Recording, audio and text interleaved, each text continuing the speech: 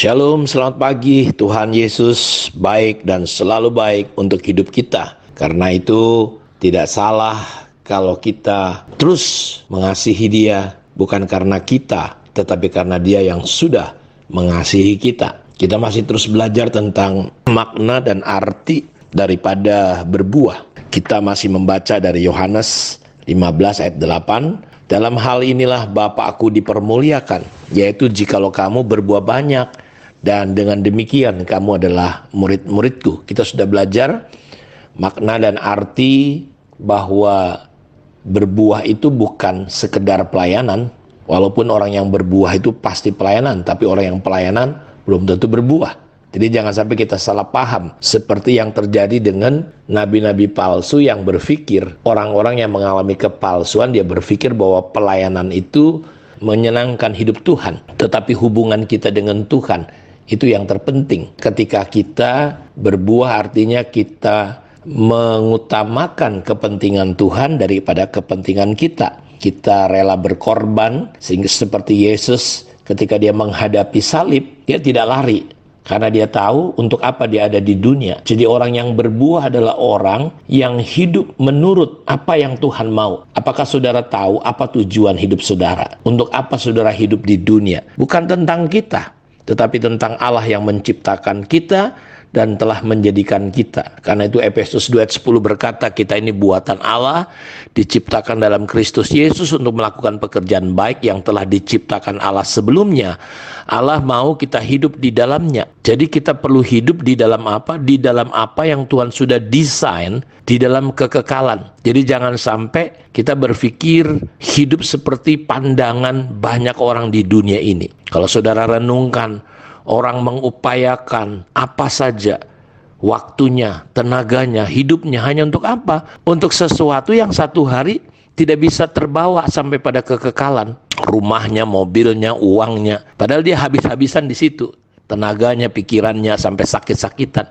Padahal itu semua yang diupayakan tidak dibawa ke dalam kekekalan. Karena itu Tuhan Yesus berkata, bekerjalah bukan hanya untuk hal-hal yang fana, hal-hal yang gak bisa kita bawa, tapi bekerjalah untuk perkara-perkara yang di atas. Pengkhotbah berkata bahwa usaha manusia di bawah kolong langit ini seperti menjaring angin. Karena itu dalam Yohanes 15 ayat 8, dalam hal inilah Bapa-Ku dipermuliakan, yaitu jikalau kamu berbuah banyak dan dengan demikian kamu adalah murid-muridku.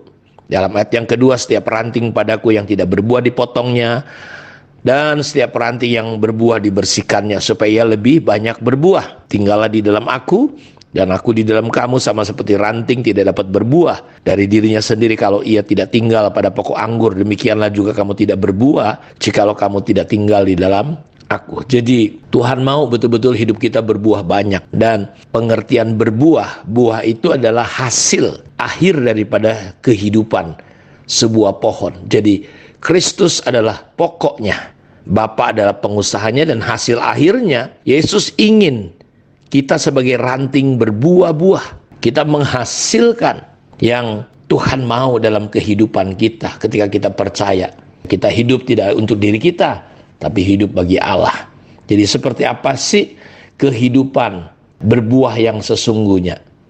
Jadi kehidupan kita penting sekali untuk kita memiliki buah-buah dalam kehidupan kita. Jadi Tuhan memilih kita, menetapkan kita untuk kita pergi dan menghasilkan buah. Paulus berkata dalam Roma 7 ayat 4, sebab itu saudara-saudaraku, kamu juga telah mati bagi hukum Taurat oleh tubuh Kristus, supaya kamu menjadi milik orang lain, yaitu milik Dia yang telah dibangkitkan dari antara orang mati, agar kita berbuah bagi Allah. Jadi lihat Bapak Ibu, agar kita berbuah bagi Allah. Ini yang Paulus katakan, bahwa kalau dia hidup, hidupnya semata-mata hanya untuk bekerja, menghasilkan buah. Dia berkata kepada gereja di Filipi dan juga di Roma ini, agar kita berbuah bagi Allah. Dan kita sama-sama tahu bahwa kita perlu masuk dalam pengertian yang benar. Hanya orang yang mengerti prinsip-prinsip tentang kerajaan Allah di dalam kitab Matius 13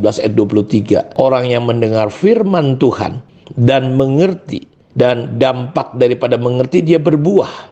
Ada yang 100 kali lipat, ada yang 60, ada yang 30. Jadi berbuah itu adalah hasil ketika kita punya pemahaman, pengertian yang benar di dalam kehidupan kita.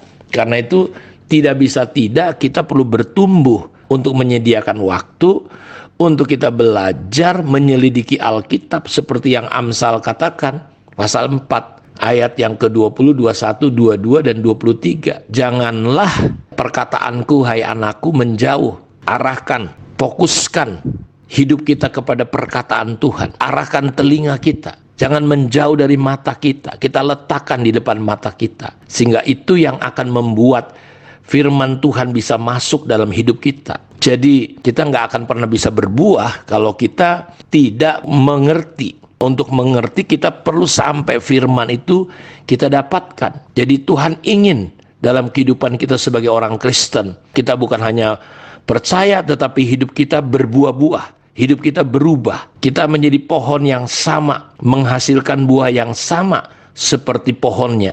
Karena buah menunjukkan pohon. Jadi kehidupan yang berbuah adalah sesuatu yang sangat penting bagi Allah. Jadi Allah tidak ingin kehidupan kita hanya sekedar hidup. Karena kita adalah ciptaannya yang khusus. Kita adalah ciptaan yang baru. Allah ingin kita menghasilkan buah dalam kehidupan kita. Karena itu Allah telah menetapkan kita. Dia memberikan kita secara unik, secara khusus dalam kehidupan ini. Dikatakan dalam hal inilah Bapakku dipermuliakan. Karena itu kemarin kita sudah belajar salah satu pengertian berbuah itu adalah kita tidak lagi hidup bagi diri kita. Kita hidup bagi Allah. Kita mengutamakan kepentingan Allah di atas kepentingan kita. Hal yang berikutnya adalah kita mulai mengalami perubahan cara pandang kita. Seperti yang Roma 12 ayat 2. Berubahlah kamu oleh pembaharuan budimu sehingga kamu mengerti kehendak Allah yang baik, berkenan dan yang sempurna. Dan untuk kita bisa mengerti kehendak Allah yang baik, berkenan dan sempurna, kita perlu berubah. Apanya? Pikiran kita. Terkadang pikiran kita masih sama. Kita sudah ada di gereja tapi pikiran kita, pola kita masih sama sebelum kita lahir baru, sebelum kita bertobat. Karena itu bertobat adalah pembaharuan pikiran. Bertobat itu artinya metanoia. Seperti kayak perubahan dari ulat kepada kepompong, baru kepada kupu-kupu. Saudara, kita perlu mengalami hal ini supaya kita bisa bertumbuh di dalam tingkat pengertian yang benar tentang anak Allah. Prosesnya mari kita mulai mengizinkan. Seperti yang kitab Yohanes 15 ayat 7. Tinggallah di dalam aku dan firmanku tinggal di dalam kamu.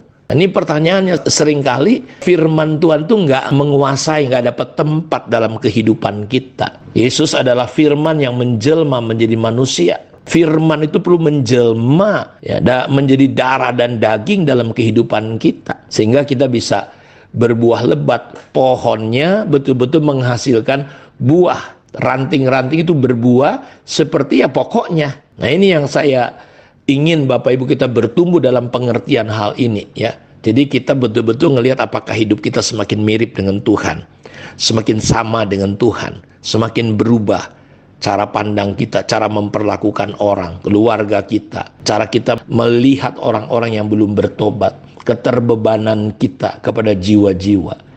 Apakah kita sama seperti Kristus?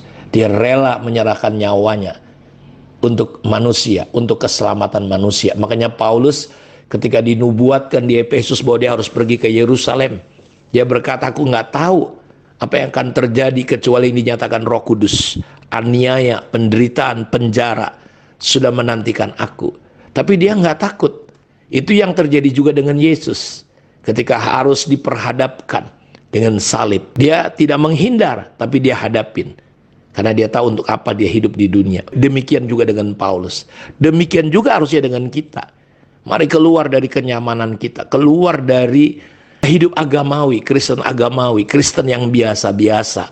Yang hanya menjalani sekedar kehidupan Kristen. Tapi kita tidak masuk dalam tujuan Tuhan. Berbuah adalah kita masuk dalam tujuan Tuhan. Tuhan memberkati kita. Mari kita berdoa. Bapa, terima kasih untuk kebenaran firman. renungan firman yang kami dengar hari ini. Diberkatilah anak-anak-Mu dimanapun mereka berada. Engkau Allah yang maha tahu apa yang sedang dihadapi anak-anak-Mu.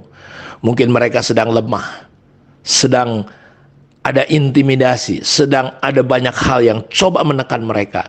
Tetapi firman Tuhan, kami mau berkata bahwa kami tinggal di dalam Engkau. Dan ada aliran-aliran kehidupan dari Tuhan yang mengalir, sehingga kami tetap bisa berbuah. Kami tetap bisa bertindak seperti yang Engkau mau dalam hidup kami. Terima kasih, diberkatilah semua umat-Mu dimanapun mereka berada. Dalam nama Yesus kami berdoa. Amin. Tuhan memberkati kita semua. Shalom.